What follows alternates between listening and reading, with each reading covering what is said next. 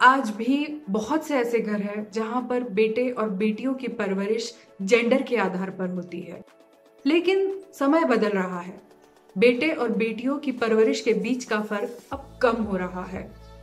बहुत से ऐसे घर हैं जहां पर बेटियों को सम्मान, प्यार और अधिकार दिए जाते हैं। लेकिन इस कहानी का एक और ऐसा पहलू है जिसे हम नजरअंदाज नहीं कर सकते। राजा बेटा की जगह अब ले ली है पापा की परियों ने। तो आखिर कौन है ये पापा की परियां? ये वो लड़कियां हैं जिन्हें बड़े लाड़ प्यार से बेटों की तरह पाला जाता है। उनकी हर जिद पूरी की जाती है, उन पे किसी प्रकार की रोक टोक नहीं होती और माँ बाप उनकी हर ख्वाहिश सर आंखों पर रखते हैं।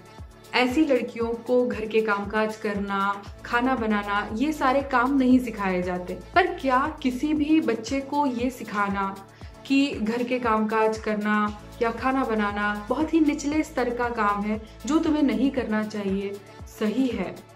इस तरह की परवरिश का उन बच्चों पर क्या असर पड़ेगा? उनकी आगे की जिंदगी किस तरीके से इम्पैक्ट होगी?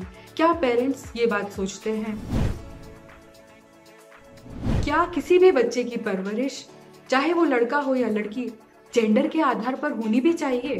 बेटियों को पापा की परियों की तरह कतई नहीं पालना चाहिए और इसकी 3 वजह हैं। सबसे पहली बात, बच्चों की परवरिश कोई भी माँ बाप जेंडर के आधार पर करे, ये उस बच्चे के साथ नाइंसाफी है। हर बच्चे को पढ़ाई करने का, अपने काम खुद करने का, फाइनेंशियली इंडिपेंडेंट होने का, अपना करियर खुद चूज करने का और अपने फैसले खुद लेने का पूरा अधिकार है।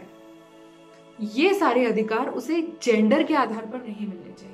अपने बच्चों की परवरिश दूसरों को या दूसरों द्वारा किए गए काम को निचला दिखाकर करना गलत है। खाना बनाना या घर की देखभाल करना, इन कामों को सोसाइटी में निचला दर्जा क्यों दिया गया है?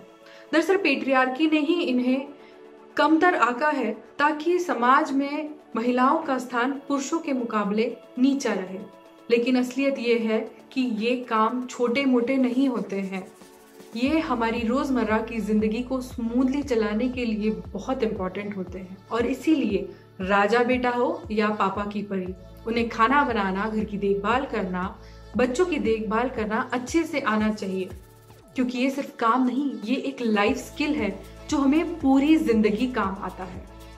हर बच्चे को, हर इंसान को घर का हर काम करना आना चाहिए ताकि वो अपनी सुविधाओं के लिए दूसरों पर पूरी तरीके से डिपेंडेंट ना रहे और घर में किसी भी एक इंसान के ऊपर इन कामों का बोझ ना आए।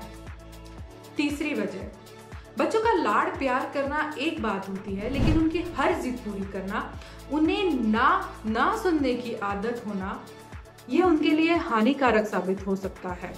राजा बेटा हो या पापा की परी हो, ये दोनों ही तरह की परवरिश गलत है।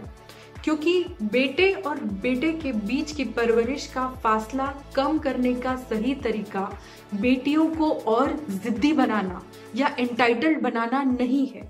सही तरीका है, चाहे बेटा हो या बेटी, उसे हम एडजस्टमेंट सिखाएं, दूसरों की कंसेंट की, दूसरों की आइडेंटिटी की, दूसरों की चॉइसेस की कदर करना सिखाएं। बेटा और बेटी एक समान होते हैं, लेकिन समान अपब्रिंगिंग का मतलब ये नहीं कि हम बेटे और बेटियों दोनों को प्रिविलेज बनाएं।